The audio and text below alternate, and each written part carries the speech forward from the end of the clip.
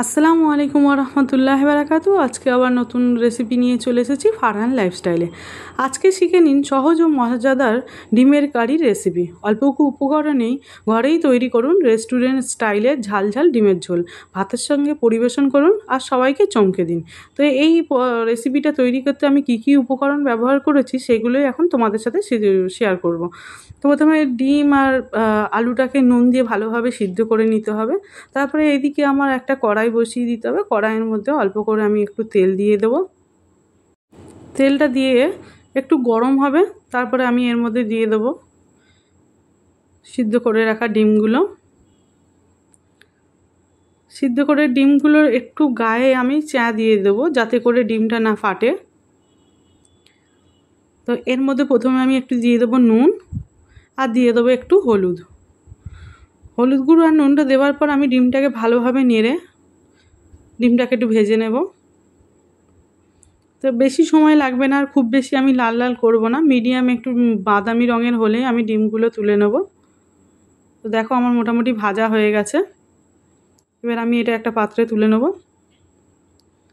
এরপর আমি দিয়ে দেবো সিদ্ধ করে রাখা আলুটাও আমি তেলের ওপরে একটু ভেজে নেব।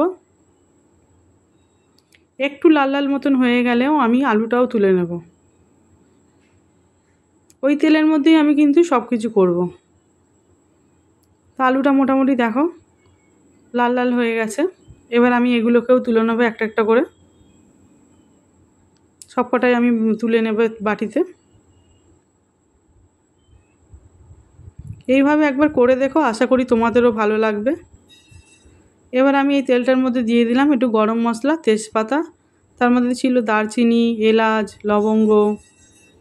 ভালোভাবে ভাজার পর আমি দিয়ে দেবো একটু পেঁয়াজ কুচি, একটা মিডিয়াম সাইজ পেঁয়াজ কুচি আর একটা কাঁচা লঙ্কা দিয়েছিলাম, কারণ খুব একটা ঝাল তৈরি করব না আমরা।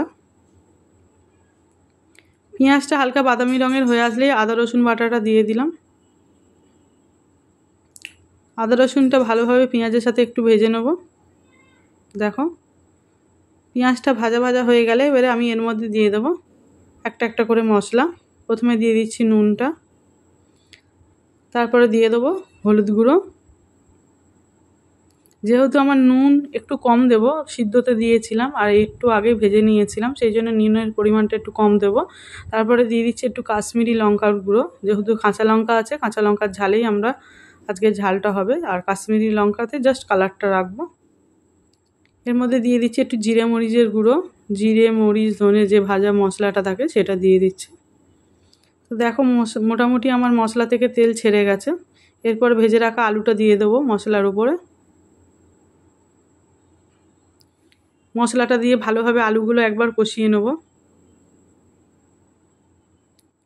ভালো করে কষিয়ে নেওয়ার পর আমি এর মধ্যে একটু একটু করে পানি দিয়ে কষিয়ে নিয়ে একটু গরম পানি এর মধ্যে দিয়ে ফোটাতে দিয়ে দেবো। অল্প অল্প জল দিয়ে কষিয়ে নিলে কি হয়, জিনিসটা খুব সুন্দরভাবে কষানো হয়। দেখো মোটামুটি আমার কষানো হয়ে এসছে। এবার আমি অনেকটাই জল দিয়ে দেবো যাতে আলুটা ভালোভাবে সিদ্ধ হয়ে যায়। দেখো তেল ছেড়ে দিয়েছে, এবারে গরম জল দিয়ে দিলাম। এই গরম পানিটা যতক্ষণ ফুটতে সময় লাগবে ততক্ষণের মধ্যে আমার আলুটাও মোটামুটি ভাজা ছিল বলে কিছুটা সিদ্ধ হয়ে যাবে আর একটু ঝোলটা টেনে নেবে। আমি খুব বেশি পাতলা ঝোল করব না, একটু গাঢ় মতন করব। তো দেখো ফুটে গেছে। এবারে আমি 3টে ডিম যে ভেজে রেখেছিলাম সেগুলো এবারে আস্তে করে আলুর ওপরে দিয়ে দেবো। বেশিক্ষণ রাখবো না, যেহেতু আমার মোটামুটি সব দেখো আলুগুলোও সিদ্ধ হয়ে গেছে। একটু ঝোলটা মরে গেলেই আমি এবারে নামিয়ে নেব। ভালোভাবে ডিমগুলোকে ঝোলের মধ্যে ডুবিয়ে দিচ্ছিলাম। তো হয়ে এসছে যেকালে, সেই জন্য আমি শেষের দিকে একটু গরম মশলা গুঁড়োটা উপর থেকে ছড়িয়ে দিলাম। দেখো তারপর আমি এবারে গ্যাসটা বন্ধ করে দিয়েছি। এবার আমি একটা বাটিতে সার্ভ করে নিচ্ছি। তো কেমন লাগলো ফুল রেসিপিটা জানিও বন্ধুরা। এটা হচ্ছে ডিমের কারি, অল্প সময়ের মধ্যে খুব কম মশলা দিয়ে আমি তৈরি করে নিয়েছিলাম। আশা করি তোমাদেরও ভালো লাগবে। যারা যারা পুরো ভিডিওটা আমাদের দেখছো তাদেরকে অনেক থ্যাংক ইউ। আবার দেখা হবে নেক্সট একটা এপিসোডে। ততক্ষণ ভালো থাকবেন, সুস্থ থাকবেন। শীঘ্রই দেখা হবে অন্য একটা ভিডিওতে। টাটা বন্ধুরা।